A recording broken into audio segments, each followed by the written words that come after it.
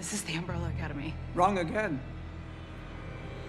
This is the Sparrow Academy. The Umbrella Academy has come back for another season on Netflix starting this July. It has become the most talked about show, and that's unsurprising, given the fact that the showrunners filled it with not only one heck of a narrative, but a lot more. So here we are today with another video on our beloved dysfunctional superhero team in the family, the Hargreeves. And we'll be talking about some of the secrets you might have missed while watching the Umbrella Academy Season 2. With all the action that has been going on, you are bound to miss some of the best secrets of the show, and now we'll give you time to appreciate all of them right here. Obviously, this video will talk a lot about several scenes in Season 2, which means yes, this is a major spoiler alert for TUA fans that haven't already finished the sequel, or should I say prequel at this point, of the stories of Luther, Allison, Diego, Ben, Klaus, Vanya, and of course, 5. Therefore, you might want to hold off this video for now. Hit watch later so that you can return to this easy peasy. We won't mind. Now, for those of you who did already watch the show, congratulations for making it here. We're all still waiting for Netflix's announcement on renewing the show for a third epic season. Why wouldn't it? The show's rating is super good, and hello, can you think of something else that the popular streaming site should focus on instead of producing this? Don't answer, because that's more of a rhetorical question. Even if Netflix does renew the Umbrella Academy, it will take at least a year before we can ever see the angelic face of Klaus. They can't magically finish production in one go just to satisfy their viewers. So that leaves us with rewatching videos and trying to look for something new in TUA. Let's get on with the video.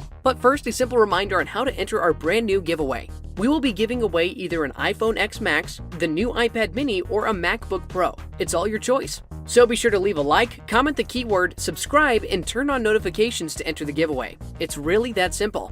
Right off the bat, if you think that the Umbrella Academy is a fictional story, well, it is, but that's not the secret here. The secret is there are so many hidden real-life references just in the second season of the series. Some are so obvious that it's not much of a secret to eagle-eyed fans. Others are just hidden in plain sight. One of these is the Umbrella Man. Considering the second season revolved around trying to stop the assassination of JFK, and his name pretty much fit perfectly in the show, it was pretty obvious the Umbrella Man would make an appearance in the Umbrella Academy. The show originally thought that the Umbrella Man spotted with his back facing the camera during the assassination of Kennedy was Sir Reginald Hargreeves. It was later revealed that it wasn't Hargreeves, but a mole planted to throw anyone off his trail. However, did you know that there was an actual Umbrella Man during the real assassination of JFK? Yeah, someone was really dubbed as the Umbrella Man by conspiracy theorists at the time. These people believed that the Umbrella Man had a connection to Lee Harvey Oswald, the man who pulled the trigger on John F. Kennedy. They believed that the Umbrella Man was in cahoots with Oswald because he was the only one to use an umbrella that day. Many thought that he was there to signal the shooter with the use of his umbrella, that Kennedy had arrived and was ready for the kill. But then we all later learned that the man sporting an umbrella during that day was doing it as a form of protest, and that his name was Louis Stephen Witt. Witt actually came forward 15 years after the event, possibly to clear his name. Witt explained that he brought the umbrella as a form of protest against Kennedy. He said that Kennedy's father, Joseph Kennedy, was a supporter of British Prime Minister Neville Chamberlain, who was just too dang nice to Hitler. However, what was more surprising is that the Frankel footage Hazel sneaked into Five's pocket also revealed someone else from the real world, the Babushka lady. For those of you who don't know, the Babushka lady, just like the Umbrella Man, was an actual person who was also present at the time of JFK's assassination. The Babushka lady was also one of the pioneers of selfie videos because from the angle she took it,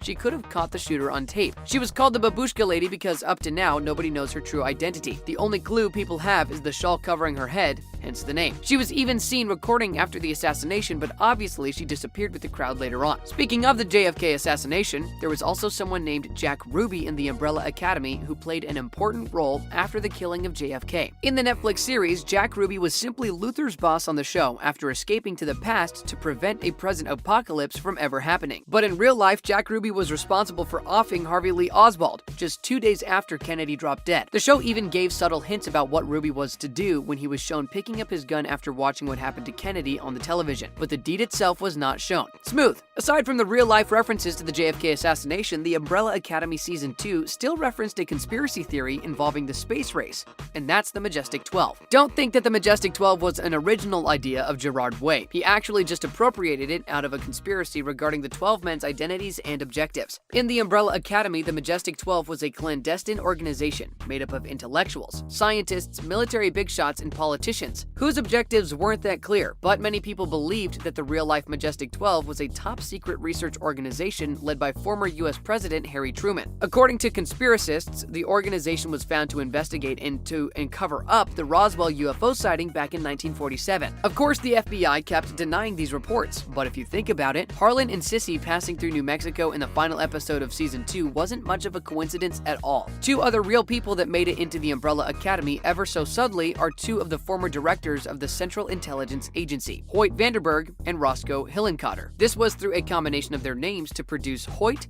Hillenkotter, a supposed member of the Majestic 12. Speaking of the space race, we also need to talk about the not-so-subtle nod to space chimps through Pogo's backstory. This peculiar father figure to the 7 Hargreeves kids met his doom at the hands of Vanya back in Season 1, but thankfully, we got to see him again in Season 2 because of the time jump. Before becoming the master of the Hargreeves mansion, Pogo was simply a mindless chimpanzee who was being groomed as a space chimp in a project that involved both Reginald and Grace. But the mission ultimately failed, and Pogo ended up badly injured, but alive. Reginald then injected him with a mystery serum that allowed him to not only recover, but also to gain human intellect. Let's now veer away from real-world references and go straight into pop culture. Umbrella Academy skillfully wove strands of pop culture into the show, thanks to the genius of Gerard Way and Steve Blackman. For example, there were songs and series referenced in the show by siblings Klaus and Diego. Klaus showed his exquisite taste for music after he kept quoting lines from the song Waterfalls by TLC and Everybody from Backstreet Boys. On the other hand, Diego talks about Luke Skywalker during his time in a psych ward, but of course, none of the brothers' words, no matter how perfectly executed the punchlines were,